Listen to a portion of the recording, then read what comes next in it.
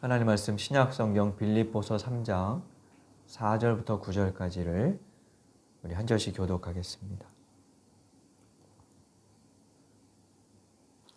4절 제가 읽겠습니다. 그러나 나도 육체를 신뢰할 만하며 만일 누구든지 다른 이가 육체를 신뢰할 것이 있는 줄로 생각하면 나는 더욱 그러하리니 나는 8일 만에 할례를 받고 이스라엘 족속이요 베냐민 지파요 히브리인 중에 히브리인이요 율법으로는 바리새인이요 열심으로는 교회를 박해하고 율법의 의로는 흠이 없는 자라.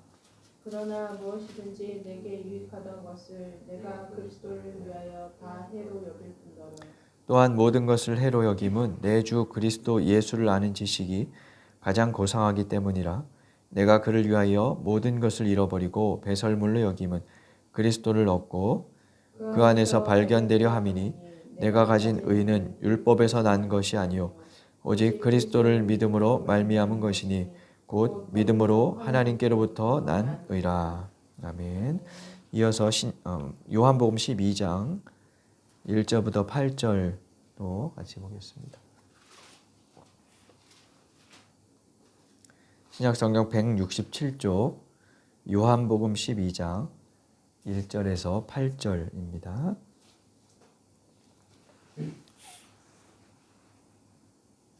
역시 한 절씩 교독하겠습니다. 6월절 엿새 전에 예수께서 베다니에 이르시니 이곳은 예수께서 죽은 자 가운데서 살리신 나사로가 있는 곳이라. 거기서 예수를 위하여 잔치할세 마르다는 일을 하고 나사로는 예수와 함께 앉은 자 중에 있더라. 마리아는 지극히 비싼 향유 곧 순전한 나드 한 근을 가져다가 예수의 발에 붓고 자기 머리털로 그의 발을 닦으니 향유 냄새가 집에 가득하더라. 제자 중 하나로서 예수를 잡아줄 가룟 유다가 말하되 이 향유를 어찌하여 300데나리온에 팔아 가난한 자들에게 주지 아니하였느냐 하니 이렇게 말하면 가난한 자들을 생각함이 아니요 그는 도둑이라 종궤를 막고 거기 넣는 것을 훔쳐가미러라. 예수께서 이르시되 그를 가만두어 나의 장례할 날을 위하여 그것을 간직하게 하라. 가난한 자들은 항상 너희와 함께 있거니와 나는 항상 있지 아니하리라 하시니라. 아멘.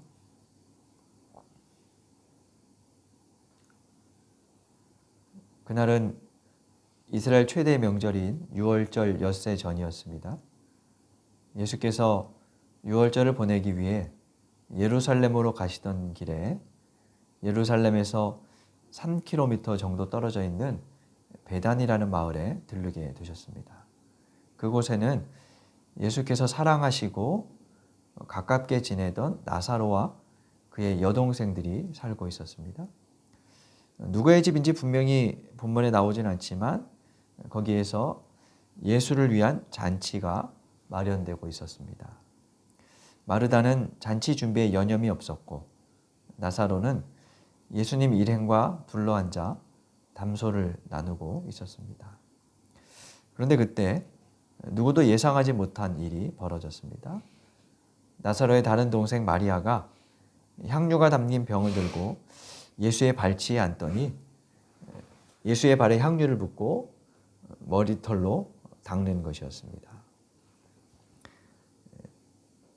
향이 집안에 진동했고 둘러앉은 사람들은 이 일을 어떻게 받아들여야 할지 난감한 표정을 짓고 있었습니다. 그때 가룟 유다가 불쑥 말을 꺼냅니다. 그것을 300데나리온에 팔아서 가난한 사람들에게 주었다면 더 좋았을 텐데 이게 무슨 짓이냐 라면서 마리아를 비난했습니다. 하지만 예수님은 마리아를 두둔하며 이렇게 말씀하시죠. 그녀를 가만두어라. 그는 나의 장례날에 쓰려고 간직한 것을 지금 쓰고 있는 것이다. 가난한 사람들은 언제나 너희와 함께 있지만 나는 늘 너희와 같이 있지는 않다.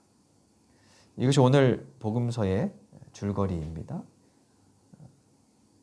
복음서가 가사로도 익히 알려져 있는 간단한 내용으로 사복음서에 모두 이와 유사한 이야기가 기록되어 있습니다. 그러나 이 사건이 일어난 장소나 때에 대해서는 조금씩 차이를 보입니다. 다른 복음서들과 비교할 시간은 없고 요한이 말하는 점들을 우리 한번 눈여겨보도록 하겠습니다. 1절에서 요한은 이 일이 일어난 때와 장소에 대해서 두 가지를 언급하죠. 때는 6월절 6일 전, 장소는 죽었던 나사로가 살아난 베다니라는 것입니다. 이 두 언급은 예수님의 죽음과 부활에 대한 그 죽음과 부활이 임박했다는 사실을 암시해 줍니다. 오늘 이야기 뒤에 이어지는 12장 12절에 보면 예수께서 그 이튿날 예루살렘에 들어가십니다. 그날을 종려주일이라고 부르죠. 그러니까 우리가 따르는 교회력으로는 다음 주일이 종려주일인데 본문의 이튿날 예루살렘에 들어가셔서 곧 순환을 당하시다가 6월절에 죽음을 겪게 되십니다. 그리고 본문 앞장인 요한복음 11장에는 나사로를 예수님께서 살리시는 이야기가 나와요. 그것은 예수님의 신적인 능력과 부활을 예표하는 사건이었습니다. 요한은 예수님께서 나사로를 살리신 일을 하나의 기적으로 다루는 것이 아니고 예수님의 부활, 생명의 예표로 언급하고 있어요. 그러니까 오늘 읽은 12장 1절은 예수님의 부활과 죽음에 대한 일종의 복선 기능을 한다고 말할 수 있을 거예요. 한편 본문에서 중심적인 사건은 예수의 발에 향유를 부어드린 마리아의 행동일 겁니다. 가룟 유다의 언급에 따르면 마리아가 예수께 부어드린 그 향유의 값어치는 300데나리온이라고 했습니다. 당시 한 데나리온은 노동자들의 하루 품삯 정도였다고 합니다. 300데나리온은 300일 품삯이죠. 쉬는 날을 빼고 계산하면 아마 1년치 연봉에 해당되는 금액일 겁니다. 요즘 가치로 환산하면 적어도 2,500, 3,000 안팎의 액수라 할 수 있습니다. 어쩌면 그것은 마리아가 결혼 때 쓰려고 지참금으로 오래전부터 차곡차곡 모아둔 것이었을지도 모릅니다. 그런데 그것을 예수님의 발에 붓고 자기 머리털로 그 발을 닦아드리고 있습니다. 당시의 여자들이 공공석상에서 머리를 풀어헤치고 남자들 앞에 손을 보이거나 남자의 몸에 손을 대는 것은 대단히 치욕스러운 일이었습니다. 마리아의 이 이야기를 소문으로 듣는 모든 사람들은 아마 앞으로 그 마리아를 참 경망스러운 여자야 라면서 손가락질 했을 겁니다. 그러니까 마리아는 일반적인 일이라 할 수 없는 아주 특별한 퍼포먼스를 예수께 행하기 위해서 매우 큰 대가를 지금 치르고 있는 거죠. 이런 마리아의 행동을 우리는 어떻게 받아들여야 할까요? 그녀의 희생이 대단하다고 여기는 분도 있을 것이고, 그렇긴 해도 너무 과한 거 아니냐라고 생각하는 분도 있었을 겁니다. 여러분이 만약 마리아였다면 어떻게 하셨을 것 같아요? 예수님은 마리아의 오빠 나사로를 살려주었습니다. 그러니까 마리아 입장에서도 그분은 생명의 은인 같다고 할 수 있습니다. 가족 중에 누군가가 불치병을 앓고 있는데 그를 의사나 어떤 사람이 살려주거나 도움을 주었다면 가족으로서 대단히 고맙게 느꼈겠죠. 뭔가 보답하고 싶게 될 겁니다. 마리아의 마음도 그랬을 겁니다. 마르다가 음식으로 예수님께 뭔가를 대접하고 싶어 했다면 마리아는 다른 것으로 대접하고 보답하고 싶어 했겠죠. 그렇다고 해도 3천만 원어치 향유를 한순간에 부어 허비한다는 것은 좀 너무했다 싶습니다. 마리아가 수천억 재산가라면 이 정도는 아무것도 아니었겠지만 당시 대다수의 민중들은 가난을 면치 못하고 있었습니다. 마리아의 가족이 살던 곳이 베다니인데 이 베다니라는 마을 이름은 비참한 사람들의 집이라는 뜻이에요. 그러니까 그것도 좀 상징적이라고 할 수 있죠. 마리아의 가족이 비참한 사람들이 모여 사는 마을에 살고 있었다 하는 점은 그들의 현실을 추측해 볼 수 있게 합니다. 그래서 그걸 팔아서 차라리 가난한 사람들에게 주지 그랬느냐는 유다의 발언을 반박하기도 어렵습니다. 유다의 말이 여러 가지 면에서 합리적으로 보이고 반면에 마리아의 행동은 광신자의 모습과 흡사해 보이기 때문이죠. 그런데 예수님은 오히려 마리아의 행동이 당신의 장례를 준비한 것이라며 두둔하고 계십니다. 여기서 한 가지 좀 생각해 볼 것이 있어요. 마리아는 예수님이 예루살렘에 들어가시면 죽을 것을 미리 알고 있었을까요? 물론 복음서에는 예수님께서 죽음을 여러 차례 예고하신 적이 있기 때문에 미루어 짐작할 수도 있었을 겁니다. 그리고 요한복음 11장 53절에 보면 예수님께서 나사로를 살리신 일이 커져서 믿는 사람들이 막 생기고 예수님에 대한 인기가 높아지자 유대 종교 지도자들이 예수를 죽이기로 모의했다고 했습니다. 그런 분위기가 아마 예루살렘에 심상치 않게 퍼져 있었겠죠. 그래서 마리아가 그 분위기를 직감하고 예수님의 죽음을 짐작할 수도 있었겠지만 분명치는 않습니다. 그렇다면 우리는 이렇게 질문을 해봐야 돼요. 자신의 전 재산 전체를 쏟을 정도로 마리아의 영혼을 뒤흔든 것은 무엇이었을까?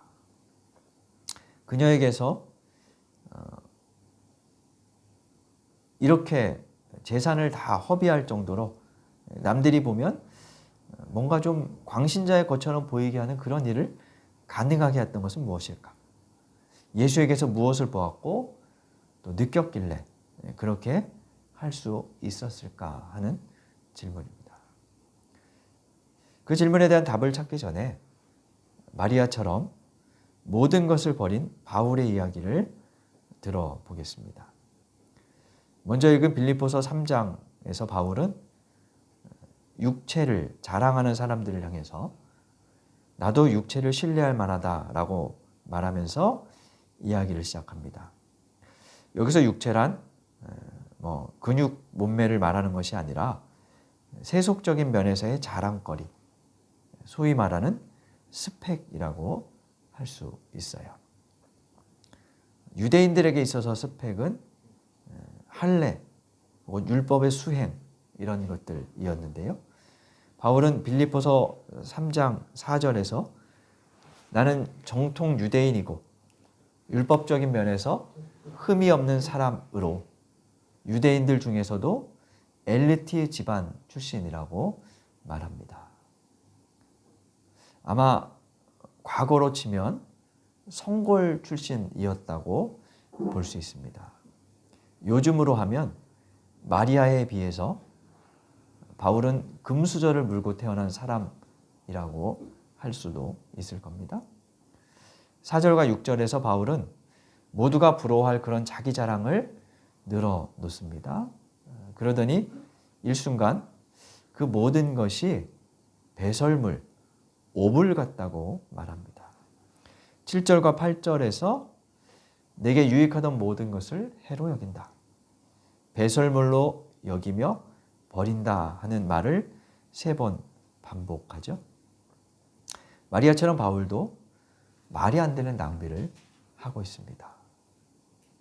그것을 만약에 길거리에 버려둔다면 와, 이런 걸 버리다니 내가 가져가도 좀 되겠습니까? 이렇게 사람들이 말할지도 모르겠어요.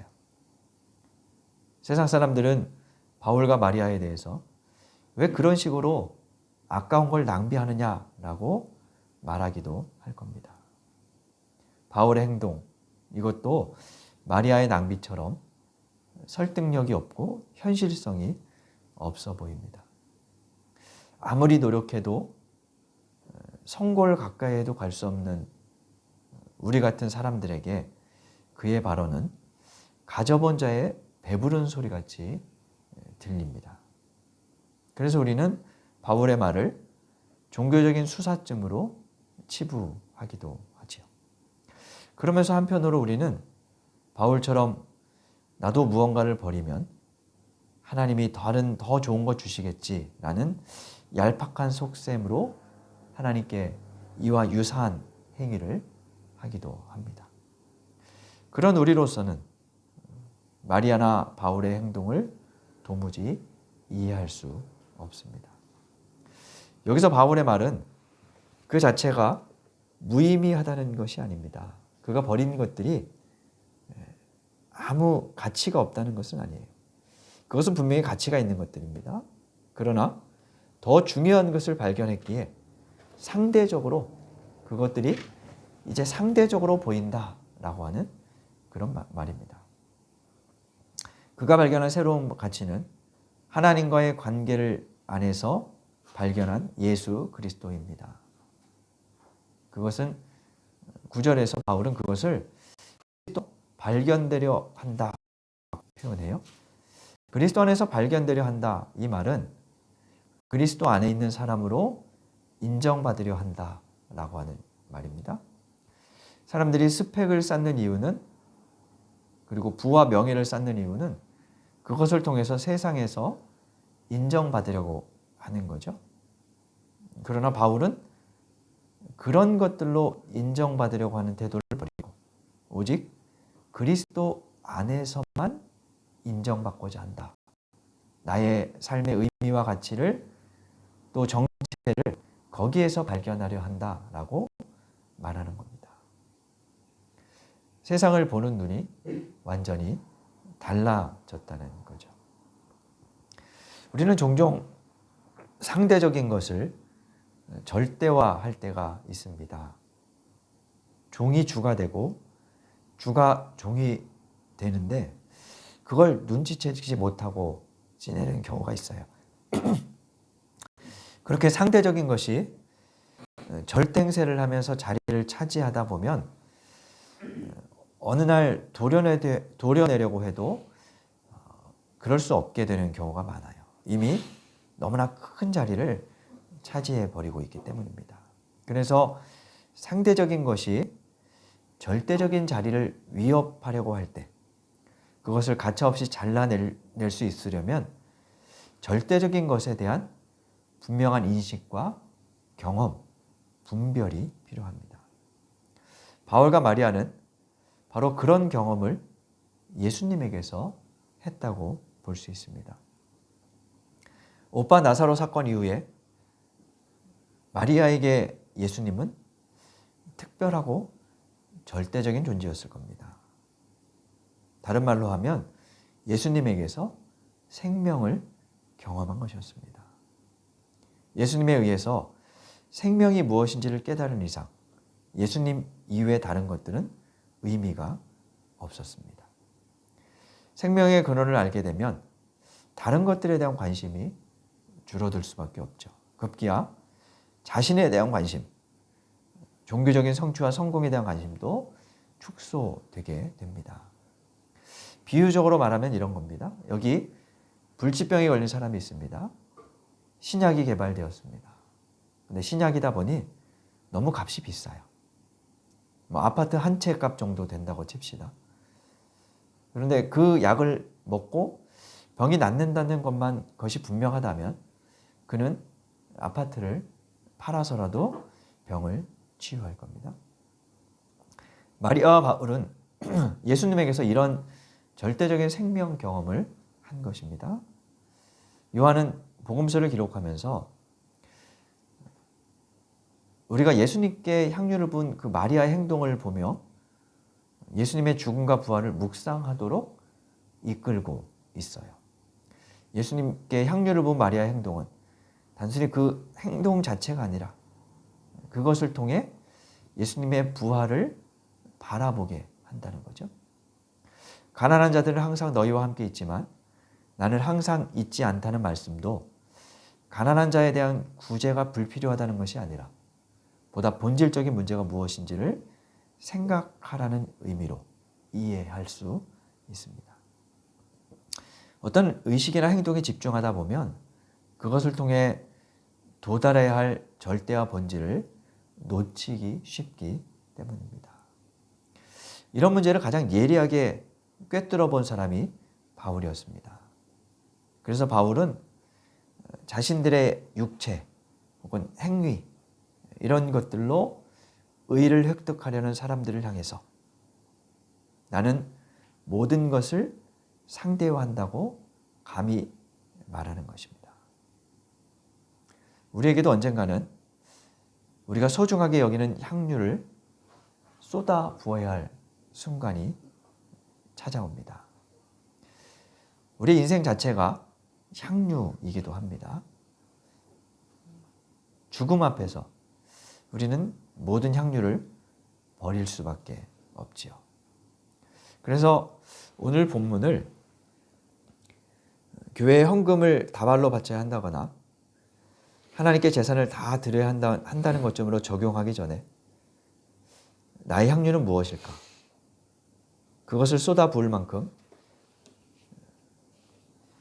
내가 유익하게 여기고 또 이롭게 여기는 모든 것을 뒤바꿔 해로 여길 만큼 나는 예수를 발견했고 그분과 관계를 맺고 있는가? 예수님을 통해 생명을 경험하고 있는가? 그래서 세상을 다르게 보게 되었는가 하는 질문을 해야 합니다. 사순절이 깊어가는 이번 한 주간은 그 질문에 대한 답을 스스로 찾고 묵상하는 우리가 되기를 바랍니다. 그럼으로써 마리아와 바울, 그들이 모든 것을 버린 이유를 깨닫고 알게 되는 저와 여러분이 되기를 간절히 바랍니다. 주신 말씀 생각하며 다짐의 기도 드리겠습니다.